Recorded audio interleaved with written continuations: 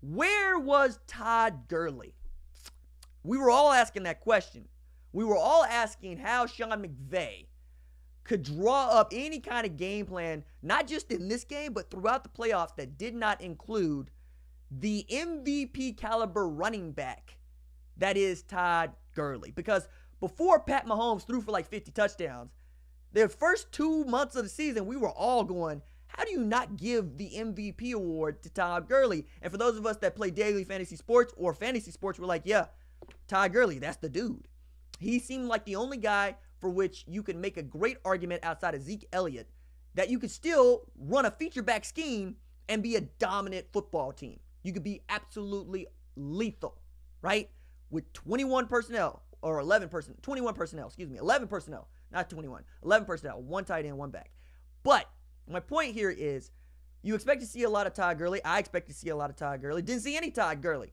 And then there was all this scuttle about, I think his knee is actually hurt, RJ.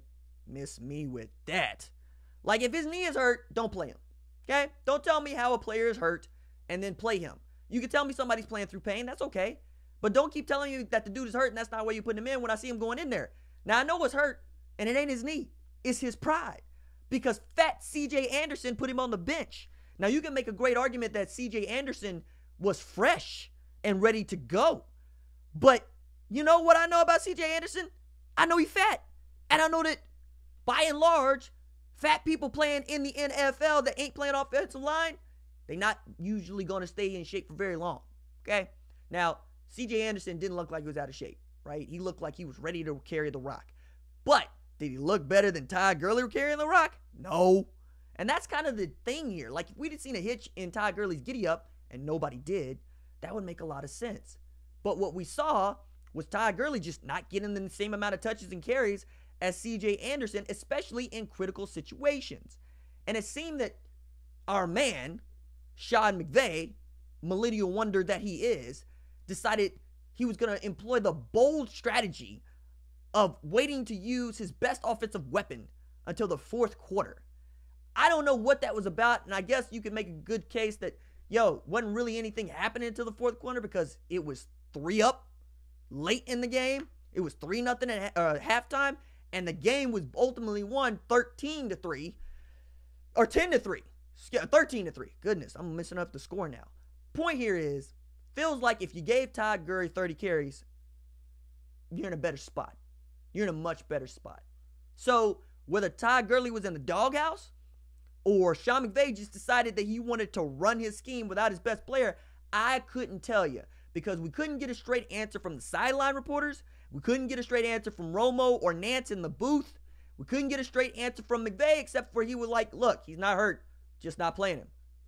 So now I got to wonder what's going on with Todd Gurley. And now if you're Todd Gurley, are you wondering about your future? But who should be wondering about their future is Le'Veon Bell. Because nobody's value dipped more than Le'Veon Bell's with Todd Gurley on the sideline. Because in this league, where many of us already believe the running back position is terribly overrated, because it feels like you can just throw almost anybody back there and be decent, if not good, Le'Veon Bell was hedging on the fact that, no, there's only one of me. And I am one of the best offensive players in all of football.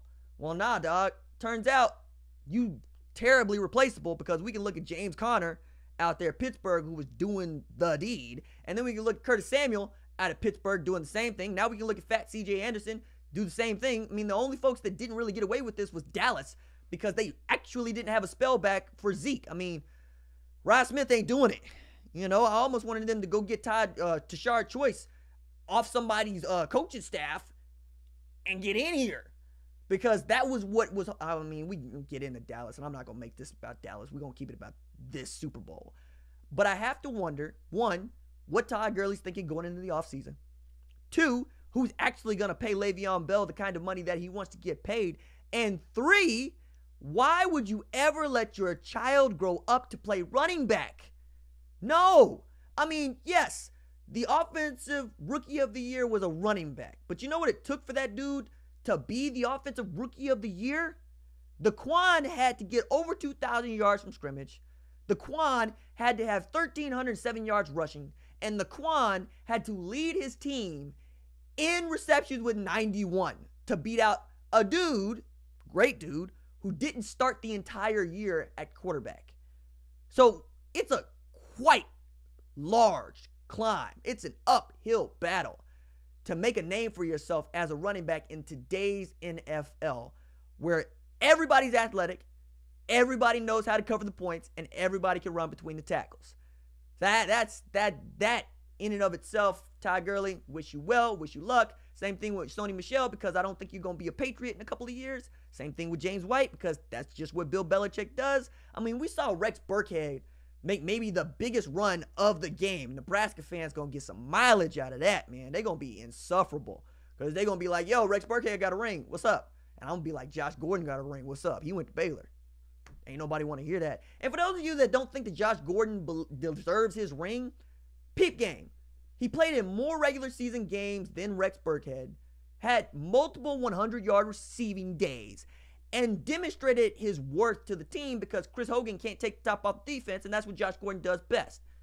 You know, you missed having him in this game, and you can make an argument that if you don't have him, maybe you don't make playoffs, right? And for those of you that want to make that joke about how he could be doing something illegal and still make the catch, you can make that joke, as long as you give him his ring, which is one more ring than dudes like Aaron Donald, Ndamukong Suh, Dante Fowler, Jared Goff, Todd Gurley. It's more than they got. And I'm sure that they won't forget that.